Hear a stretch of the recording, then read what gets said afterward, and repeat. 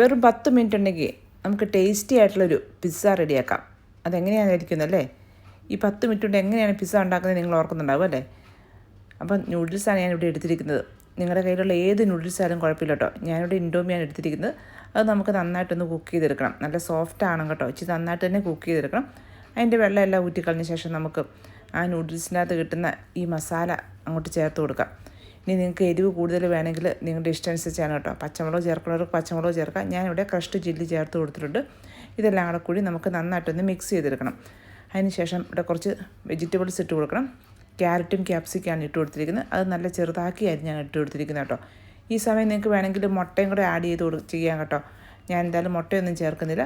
പിന്നെ നൂഡിൽസിനൂടെ കിട്ടിയ ഈ ഒരു എണ്ണയില്ലേ, അത് ഞാൻ ഈ പാനിലേക്ക് ഒഴിച്ചു കൊടുത്തു. ഇനി നിങ്ങളുടെ അടുത്തുള്ള നൂഡിൽസിന് ഇതുപോലത്തെ എണ്ണ ഇല്ലെങ്കിൽ കുഴപ്പമൊന്നുമില്ല, കുറച്ച് ബട്ടർ അങ്ങോട്ട് തൂത്ത് കൊടുത്താൽ മതി കേട്ടോ.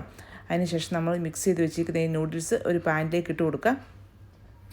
നന്നായിട്ടൊന്ന് എല്ലായിടത്തും ഒരേ രീതിയിലൊന്ന് ആക്കി കൊടുക്കുക. തീരെ കട്ടി കുറയ്ക്കേണ്ട കേട്ടോ.